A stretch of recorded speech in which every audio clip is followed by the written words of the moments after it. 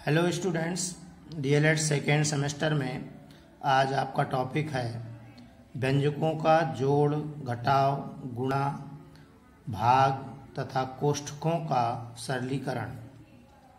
देखिए, सबसे पहले तो आप ये समझिए कि व्यंजक क्या होते हैं। तो ऐसे गणितीय पद जो चर अर्थात जिनको अक्षर कहते हैं और अचर से मिलकर बने होते हैं उन्हें व्यंजक कहते हैं। बीजगणित में जोड़, घटाव, गुणा, भाग की संक्रियाएं व्यंजकों पर ही आधारित होती हैं। जैसे कुछ एग्जाम्पल हैं यहाँ पर व्यंजकों के 3x - 2, x² + 5x + 6 और इसी प्रकार आगे भी। देखिए, व्यंजकों के जोड़ के लिए एक उदाहरण के द्वारा समझाएंगे कि दो व्यंजक यहाँ लिए हमने 2x² - 3x + 4 और x³ - x² + 5x + 5 का योगफल कीजिए। देखिए, यहाँ पर दो विधियाँ दिखा रहे हैं हम आपको। एक विधि है जिसमें दोनों व्यंजकों को आप एक साथ एक लाइन में नोट कर देंगे और बीच में प्लस लगा देंगे। जब ब्रैकेट हटाते हैं तो बीच में प्लस का चिन्ह है तो उससे कोई दिक्कत नहीं है, तो कोई चिन्हों में परिवर्तन नहीं होगा और इसी प्रकार कोष्ठक हट जाएगा। फिर आप वहाँ पर उनको जोड़ लेंगे। तो देखिए, यहाँ पर हम पद ढूंढेंगे तो सजाती विजाती पद ढूंढे जाते हैं। तो x³ अकेला पद है, सबसे बड़ी घात वाला, तो इस x³ को अकेले यहाँ लिख दिया गया। फिर 2x² है और ये यहाँ x² है, समान सजाती पद हैं दोनों ये। तो 2x² प्लस का है और ये x² माइनस का है। तो आप 2x² में एक x² को घटा देंगे तो केवल x² बच जाएगा। फिर अगले पद की ओर जाएंगे तो ये माइनस का 3x है और ये प्लस का 5x है। ये दोनों सजाती पद हैं तो 5x में 3x घट जाएगा, चूंकि दोनों विपरीत चिन्ह के हैं तो बड़े वाले चिन्ह का बचता है। तो ये आपका 5 में 3 घटा तो 2x आ गया। फिर अचर पद में जाएंगे तो आपका 4 और 5, 5 4 9, इस प्रकार से एक आंसर हो गया। दूसरी विधि भी दिखाई इसकी हमने कि अगर आप ऊपर नीचे रख के जोड़ना चाहें अंकगणित की तरह तो भी ध्यान इतना देना पड़ेगा कि सजाती पदों को ही ऊपर नीचे रखना है। अगर कोई पद नहीं है तो उसकी जगह खाली हो जाएगी। सपोज दैट यहाँ पर अगर 5x यानी x का पद ना होता तो ये जगह खाली रहती। ठीक, फिर आप जोड़ेंगे, x³ अकेला है तो x³ आ गया। चिन्हों को ध्यान रखते हुए 2x² में एक x² घटेगा, विपरीत चिन्ह का है तो x² आएगा। 5x में 3x घटेगा तो 2x आएगा और प्लस का 9 आएगा। ठीक, अब आ जाते हैं घटाने की तरफ।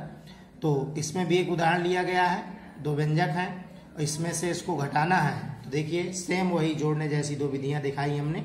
एक है जब एक लाइन में ही कोष्ठकों में दोनों व्यंजकों को रख दिया गया। अब ध्यान देना है कि ये जो बीच में माइनस का चिन्ह है घटाने का, ये अंदर जब जाएगा तो आगे के सारे पदों के चिन्ह बदल जाएंगे। तो x³ जब अंदर गया है तो आपका ये वाला x³ माइनस हो गया। ये माइनस का 4x² था तो ये प्लस का हो गया, प्लस का 3x था तो माइनस का हो गया, प्लस का 2 था तो माइनस का हो गया। ओके, तो ये इस तरीके से आपने इसको देखा। अब फिर वही चीज है, आपको सजाती पर ढूंढने हैं। तो 4x³ है और ये माइनस का x³ है, तो 4x³ में x³ घट जाएगा तो 3x³ आ जाएगा। ये 2x² है, ये 4x² है, दोनों विपरीत चिन्ह के हैं तो ये आपका घट के फिर 2x² आ जाएगा। ये x है, ये माइनस का 3x है तो घटकर माइनस का 2x आ जाएगा। और ये -5 है, ये -2 है, दोनों समान चिन्ह के हैं तो जुड़ जाएंगे तो माइनस का 7 आ जाएगा। ठीक, सेकेंड विधि में वही ऊपर नीचे रखने का तरीका दिखाया गया है। ध्यान देना है कि इसमें भी सजाती पदों को ही ऊपर नीचे रखना है, इस चीज पर विशेष ध्यान दीजिएगा। और घटाने में चिन्ह बदलते हैं तो जैसा कि यहाँ पर हमने चिन्ह बदलते हुए दिखाया है, और बदलने के बाद आप इसको समान जैसे चिन्ह सजाती पद होंगे, अगर जुड़ रहे हैं तो जोड़ देंगे, घट रहे हैं तो घटा देंगे, तो आपका यही आंसर आ जाएगा। दोनों की दो विधियां थी, हमने दोनों विधियों पर डिस्कशन किया। अब बात करेंगे गुणा पर। तो देख लीजिए, गुणा क्या है कि आपको जैसे अंकगणित का गुणा होता है, अगर आप चाहें तो उस प्रकार से कर दीजिए, गुणा का चिन्ह लगा करके।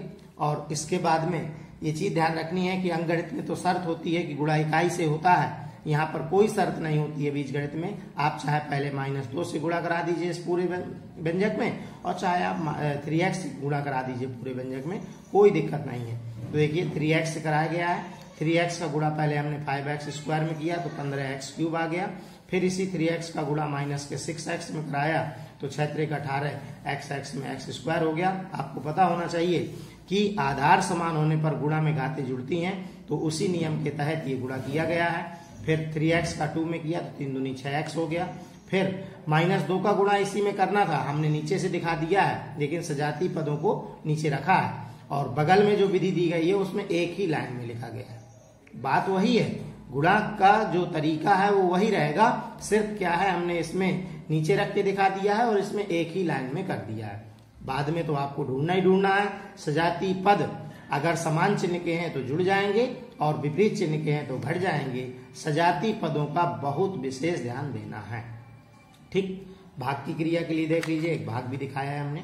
यहाँ पर x³ minus 4x square plus 5x plus 8 में भाग करना है x माइनस 3 का, तो ये भाग का चिन्ह होता है। तो देखिए भाग की प्रक्रिया इस प्रकार दिखाई गई है। आपको यहाँ पर ये देखना है कि जो हमारा पहला पद x है, इसके पहले पद x³ में कितनी बार भाग दें कि ये कट जाए। ये यहाँ पर अंकगणित में क्या होता है, हम लोग पहाड़ा पढ़ते हैं तो कहते हैं इससे ज्यादा ना जाए। यहाँ ज्यादा ना जाए नहीं होता, यहाँ पर होता है कि ये कट जाए। तो x स्क्वायर से जब भाग किया गया है तो ये आ गया आपका x³, फिर उसी x स्क्वायर गुणा -3 में करोगे तो माइनस का 3x स्क्वायर आ गया, x³ कट गया, चिन्ह बदल दिए जाते हैं घटाने में, और ये माइनस का 4x स्क्वायर में 3x स्क्वायर घटा तो माइनस का x स्क्वायर आ गया। 5x का हमने पद उतार लिया।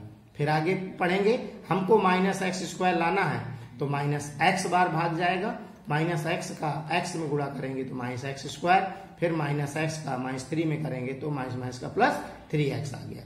फिर वही चीज चिन्ह बदल कर घटाएंगे, फिर आगे करेंगे, घटाने पर प्लस का 5x था, माइनस का 3x था तो घट के 2x आ गया, अंक उतार लिया 8 का, फिर आगे किया प्लस के 2 बार भाग, तो इस प्रकार से 14 शेष बच गया।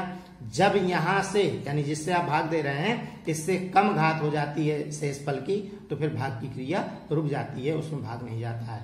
बीजगणित में दशमलव लगाकर भाग की क्रिया नहीं होती है। ठीक है, अब कोष्ठकों का सरलीकरण है उस पर चर्चा करेंगे अब हम। तो जैसा कि आप जानते हैं कि कोष्ठकों के सरलीकरण का एक रूल होता है जिसको BODMAS कहते हैं। BODMAS को बगल में हमने उसके फुल फॉर्म के रूप में भी दिखाया है कि B को कहते हैं ब्रैकेट, O का मतलब होता है ऑफ, D का मतलब डिवाइड, M का मतलब मल्टीप्लिकेशन, A का मतलब एडिशन, S का मतलब सब्सट्रैक्शन। तो इस प्रकार से इस रूल का भी बहुत बड़ा योगदान रहता है। और ये बता दें कि कोष्ठक जो होते हैं आपके 4 प्रकार के होते हैं। एक बड़ा कोष्ठक होता है, मंझला, छोटा, रेखा।